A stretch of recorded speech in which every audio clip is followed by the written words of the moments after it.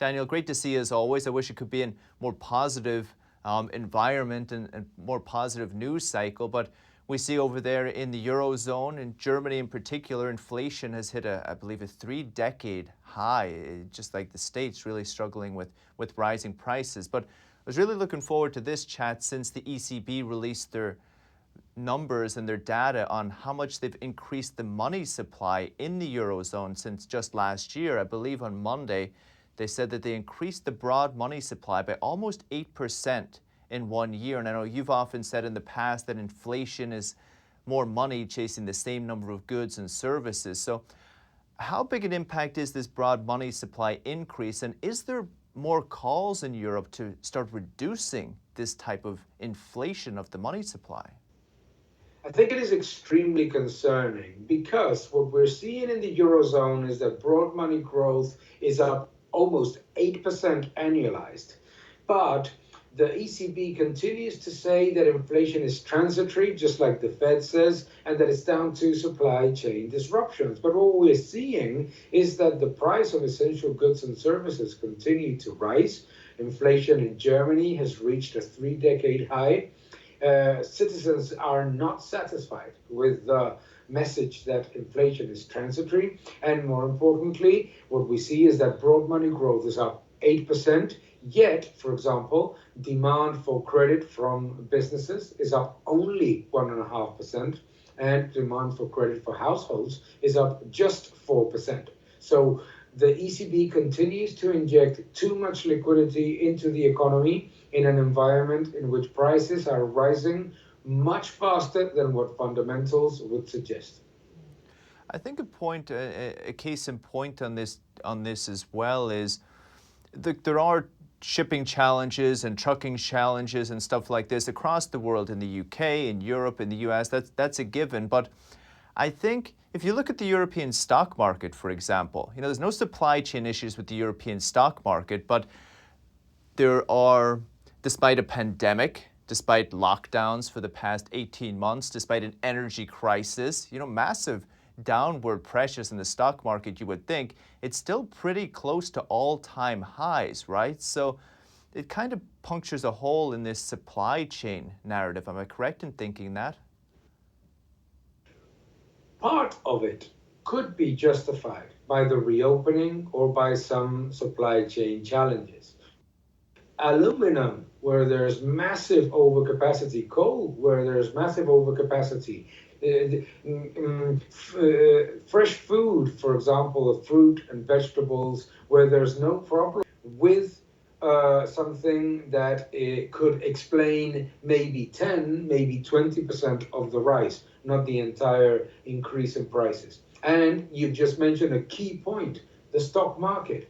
Despite strong headwinds on the economy, despite inflationary pressures, despite the slowdown in the economy and the concerns about exports to China, all these things, the stock market continues to be unfazed because the ECB continues to implement very aggressive financial repression. Agreed. Completely agreed. And I want to get your thoughts on the energy crisis there as well. You wrote the energy world is flat. You've been kind of looking at this for quite a while. We see one of the big investment funds, I believe, in Spain, you tweeted out, is halting its investments in renewables. A long time we heard people halting their investments in non-renewables was really the trend, right? Do you feel there's a policy reason for this? Are you expecting more reversal back into renewable energy or non-renewable energy, you feel? This is one of the big backlashes of inflationary pressures. Governments and central banks incentivize inflationary policies without control. Then when prices rise, then they start to implement policy measures that in order to appease the public, they create investor insecurity and legal insecurity. This is what has happened in Spain, for example, in which the government has obliterated the opportunities of investment in renewables by imposing a measure to reduce wholesale power prices, which are directly a consequence of policy decisions, because one of the reasons why we see very elevated levels of power prices in Europe is because of the massive rise, more than 200%, of the emission rights price, the prices of emission rights of CO2. This is a hidden tax where governments collect billions. The European Union is going to collect more than 21 billion euros in taxes from this CO2 emission rights trade. However, then they blame businesses. This is very typical of inflationary policies. First, you say that there is no inflation. Second, you say that it's transitory. Third, you blame business. Fourth, which is where we go to, is you will blame consumers. This is very typical of interventionism. Very, very typical. In 2014 in Venezuela, I watched on TV adverts in which the government blamed consumers for the rise in prices, saying that people were hoarding. So again, it's very typical. First, you say that there's no inflation. Second, you say that it's transitory. Third, you blame businesses. What they should do is stop these insane inflationary measures that they're implementing. And finally, I want to look forward for the people in Europe a little bit. We know that usually these energy providers, they buy from the wholesale market, if I'm not mistaken, and they buy in advance, like a year in advance. So this year's prices, I assume, were locked in from last year, if I'm not mistaken. And so looking forward, are you expecting even higher energy prices next year in Europe?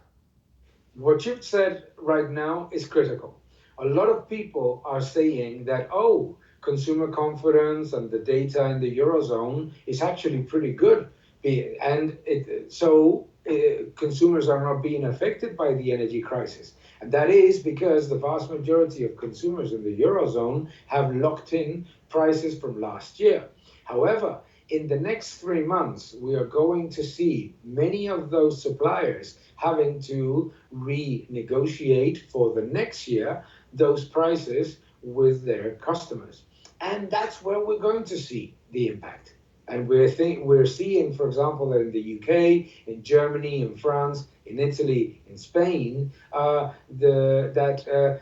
suppliers of energy are calling their customers, warning that they're going to see 100%, 200% increase in some cases, because the very attractive, at least for that time, prices that they were able to lock in for 2021 are not going to be there for 2022.